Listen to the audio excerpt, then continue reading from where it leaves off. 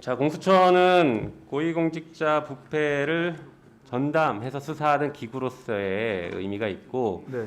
우리나라에서는 그 의미도 중요하지만 검찰개혁의 의미가 굉장히 큽니다. 그리고 반드시 검찰개혁을 위한 기구로서 잘 운영될 수 있도록 해주시기 바랍니다. 특히 검사가 잘못하면 검사도 처벌받을 수 있다는 상식을 꼭 보여주시기를 당부드립니다. 검찰 잘못이 무한 반복되면서 이런 영원한 회귀를 하고 있는데 이것을 끊어내는 것은 공수처다. 대표적인 사건들을 좀 보면서 말씀드리겠습니다.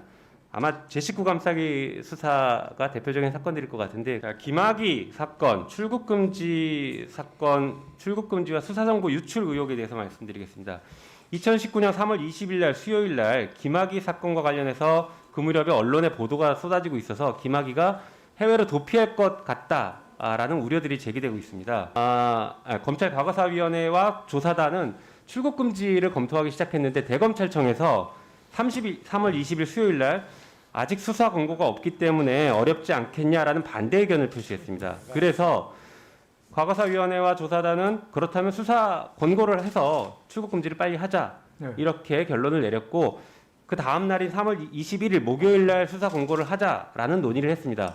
그래서 준비를 다 해놨는데 너무 촉박하니까 그러면 3월 25일인 월요일에 수사 권고를 하자, 이렇게 얘기가 됐습니다. 자, 여기까지 진행된 것을 아는 사람 몇 명 없었거든요. 그런데 갑자기 3월 22일 날 김학의가 대역까지 대동해서 해외 도주를 시도하다가 잡혔습니다.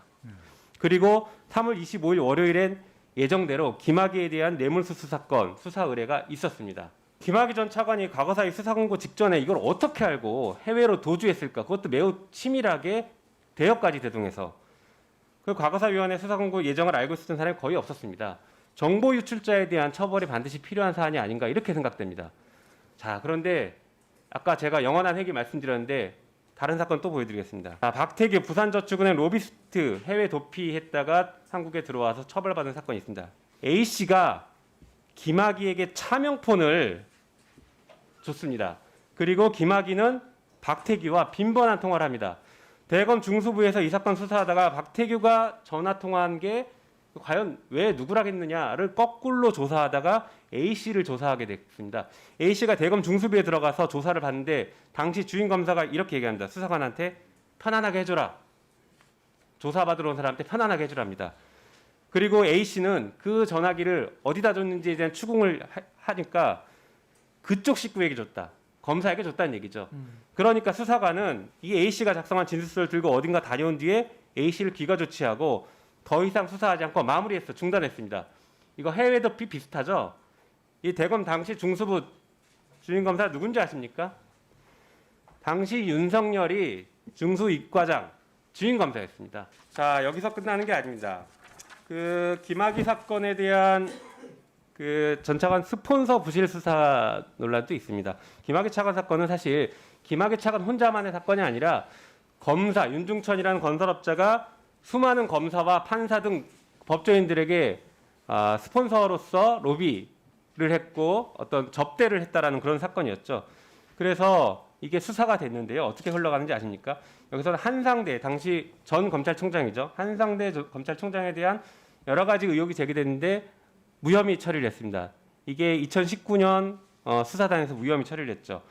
근데 무혐의 처리를 했지만 실제로 한상대에 대한 의혹들이 상당히 많이 조사가 됐습니다. 윤중천이 돈을 줬다는 진술이 있었고, 윤중천 운전기사도 한상대에 대해서 관련된 얘기를 진술을 했고, 윤중천 별장에서 한상대의 명함이 압수가 됐습니다. 그리고 관련 사건에서 윤중천이 요구한 대로 사건이 이상하게 처리되면서 윤중천이 무혐의를 받았거든요. 이런 여러 정황이 있는데 당시 그 김학의 수사팀은 이 사건을 불기소 처리합니다.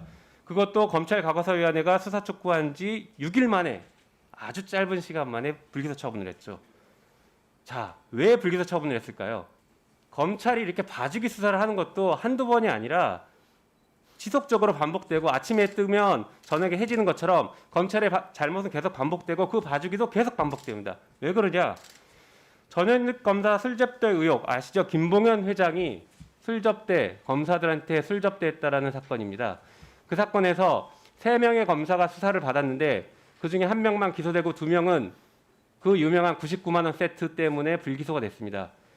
그 불기소된 검사 중에 한 명이 김학의 사건에 수사팀에 합류해서 수사를 했고 공판에 관여한 검사입니다. 다시 말해서 술접대 사건을 수사하던 검사가 술접대를 받고 있었던 게 현실이라는 것이죠. 검찰의 잘못이 이렇게 계속 반복되고 있습니다. 이것을 끊어낼 유일한 대한민국의 기관은 공수처라고 생각합니다. 그러니까 똑같은 범죄를 저질렀는데 권력기관에 있는 사람은 처벌을 안 받는다. 그것은 법 앞의 평등의 원칙에 정면으로 반하는 것이고요. 법의 지배 원리도 부정하는 것이기 때문에 우리나라 헌법 질서상 허용되지 않는다고 생각합니다. 공수처의 의의도 거기 있다고 생각합니다.